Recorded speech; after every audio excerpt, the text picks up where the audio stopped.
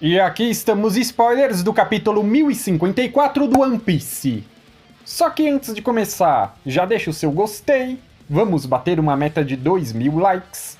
Diz aqui embaixo nos comentários o nome deste personagem, comenta porque isso ajuda na recomendação, e se você for novo ou nova por aqui, eu peço que se inscreva. E bora pro vídeo! Uhul! O Imperador das Chamas. O capítulo começa na capital das flores. Kinemon e os outros bainhas vermelhas notam que alguém está se aproximando da cidade. Kinemon diz a Luffy e aos seus amigos que não consegue descobrir o que está acontecendo. Então, eles vão cuidar do intruso. Ryokugyu continua caminhando em direção à capital das flores, e ele está pensando em algo. Aspas, a capacidade de influenciar os outros. Isso é algo bastante difícil de conseguir. Fecha aspas. De repente, Raizo, Shinobu, Inuarashi, Denjiro, Neko Manushi e Kawamatsu aparecem na frente de Ryokugyu para detê-lo. Ryokugyu diz, aspas, samurais, não se metam no meu caminho. Raizo diz que esse cara é alguém da marinha, e Denjiro diz que ele é um dos inimigos do Luffy do mundo lá fora. Ryokugyu fala com eles enquanto começa a usar os seus poderes. Caras, o que vocês sabem sobre o mundo exterior? Os Tenryubitos são os deuses do mundo.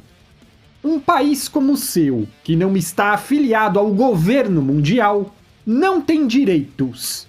Desculpem, mas é assim que o mundo funciona.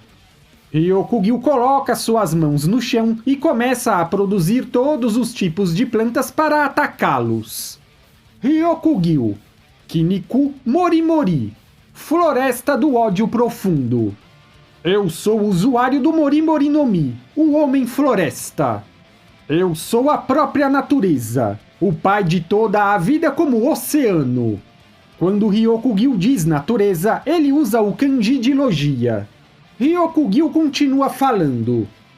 Eu lhe darei uma lição de humildade. Precisamos criar criaturas inferiores para viver. Todos são capazes de sobreviver menosprezando os países não afiliados.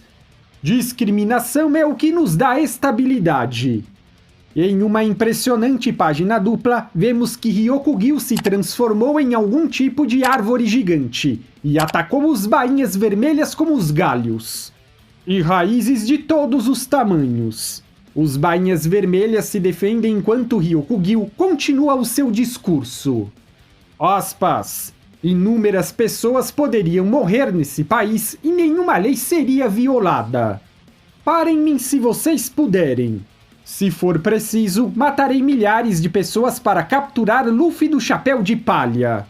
Yamato aparece atrás dos bainhas vermelhas e acerta a cabeça do Ryokugyu com seu kanabo, levando Ryokugyu ao chão. Yamato diz ao Ryokugyu que tudo o que ele disse é imperdoável. O ataque de Yamato machucou Ryokugyu. Ele diz que tinha um haki muito forte. Yamato diz que o país de Wano sofreu 20 anos de tirania e que agora que o país está finalmente livre, e ele não vai deixar ninguém interromper a sua merecida celebração. Então Ryokugyu diz, quem diabos é você? Yamato responde, eu sou Yamato, filho de Kaido. Então Ryokugyu diz, filho de Kaido? Momonosuke também chega no campo de batalha em forma de dragão. Momonosuke diz, eu concordo com você, Yamato. Não deixaremos que você coloque um dedo em nossos heróis que ainda estão se recuperando. Ryokugyu diz, um dragão? E Momonosuke ataca com um Borobrife. Momonosuke tenta imitar Kaido, mas ele não pode usar o ataque. Ryokugyu está surpreso. Ele diz, o que era para ser isso? Vendo que o seu ataque falhou, Momonosuke corre em direção a Ryokugyu e o morde. Momonosuke tenta afastar Ryokugyu da capital das flores. Ele não quer que o medo chegue ao coração das pessoas novamente. Ryokugyu fica surpreso ao ver um dragão cor-de-rosa. Ele nunca ouviu falar que esse tipo de habilidade existe. E então diz para Momonosuke sair do seu caminho, e envolve o corpo de Momonosuke em vários galhos gigantes, para detê-lo. Yamato tenta ajudar Momonosuke. Yamato diz, Momonosuke-gun. E Momonosuke responde, Yamato, fique fora disso. Yamato diz, o quê? O capítulo corta para o mar perto do país de Wano, onde podemos ver o navio dos Piratas do Ruivo. Parte da tripulação do Shanks diz que quer ver o Luffy, desde que ele se tornou um grande pirata. Shanks se lembra da última vez que estava no mar do país de Wano, quando eles se separaram de Oden naquele dia. Ele também acha que Momonosuke e Hiyori já devem ser adultos agora. Os Piratas do Ruivo insistem. Lute diz, chefe, vamos ver o Luffy. Bronk diz, Luffy realmente é incrível. E a Sop diz, esperem um minuto. Ainda não estou mentalmente preparado para me encontrar com o Sop. Lin diz, o que é isso? Aquele Kid está aqui também? Ele não lutou com a gente há pouco tempo? Shanks olha para o cartaz de procurado do Luffy. Ele diz, então é isso. Um pequeno flashback começa. O navio dos Piratas do Ruivo perseguem um navio de guerra da Marinha. Ben Beckman informa a Shanks que há alguns membros do CP9 naquele navio. Mas Shanks não liga para isso e ordena o ataque. O ainda jovem Wozzwol pergunta aos piratas o que eles querem, já que não há tesouros naquele navio de guerra. O Wozzwol diz que eles possuem apenas uma Akuma no Mi desprezível. Então vemos um cesto com a Gomu Gomu no Mi que vimos o Luffy comer no primeiro capítulo. O flashback continua com Shanks se lembrando de algumas cenas como Luffy na Vila Fuchsia, e do momento em que ele sacrificou o seu braço para salvá-lo. De volta ao presente, vemos que ele toca no espaço onde ficava o seu braço. Alguns membros do bando que não estavam na época em que os Piratas do Ruivo conheceram Luffy estão surpresos ao saber que ambos se conhecem. Eles ouviram todos os tipos de rumores sobre eles, como por exemplo, de que Luffy era um monstro macaco imparável. Shanks conversa com os seus companheiros. Ele diz, não tenho intenção de encontrar com o Luffy. Lute fica surpreso. Shanks diz, vocês podem me lembrar do que estava havendo em nossos territórios agora? Gabi diz, assim, aquele cara chamado Bartô ou algo assim.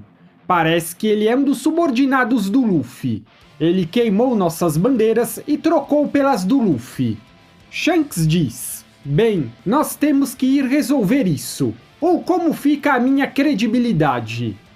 Piratas do Ruivo. Se você apontar dessa forma, mas a gente ainda acha... Shanks se senta na mesa próxima do Ben Beckman e se serve com um copo de saquê. Ele diz, ei Beck, acho que chegou a hora de nos juntarmos à luta, pelo One Piece. A cena muda para o quartel-general da Marinha no Novo Mundo. Uma reunião está acontecendo. Um marinheiro desconhecido diz para Akainu que eles não podem permitir que os revolucionários continuem fazendo as coisas como bem quiserem. Akainu responde que ele já sabe disso, mas eles não têm tropas o suficientes para tudo. Vemos que Akainu, Kizaru e os marinheiros desconhecidos estão nessa reunião. Marinheiros desconhecidos dizem, esse cara chamado Sabo, o Imperador das Chamas, é agora um herói do mundo inteiro. Nefertari Cobra foi o único membro dos 20 reinos que fundaram o governo mundial há 800 anos que participou do Leveli. O assassinato desse homem é uma conquista importante para o exército revolucionário. Enquanto o marinheiro desconhecido diz isso, nós vemos a manchete do jornal que diz: Sabo matou o rei Nefertari Cobra do reino de Alabasta. Então o marinheiro desconhecido fala sobre o que aconteceu na ilha de Mary Joy enquanto o Leveli estava sendo celebrado. Marinheiro desconhecido. Algumas horas antes do homicídio, na área residencial dos Tenryubitos, na Terra de Deus, o emblema dos nobres mundiais, a pata do dragão celestial, foi destruída. Foi uma declaração de guerra. À medida em que ele fala, nós vemos uma bandeira dos Tenryubitos no topo de um prédio. Foi queimada durante o incidente. O marinheiro desconhecido segue dizendo: os soldados da marinha comandados pelos almirantes Ryokugyu e Fujitora comparecem ao chamado dos nobres. Mas, ao fim, os revolucionários foram capazes de libertar Bartolomeu Kuma, um antigo membro do exército revolucionário que era escravo dos Tenryubitos.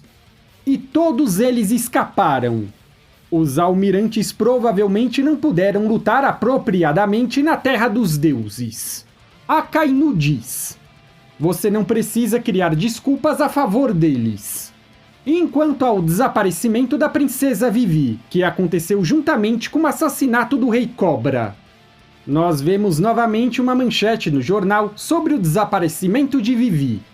O marinheiro desconhecido é apresentado, um homem com cabelo branco e óculos de sol. Ele é Kuroma, Cavaleiro Negro, o chefe dos serviços de investigação criminal da Marinha. Seu nome real é Tensei.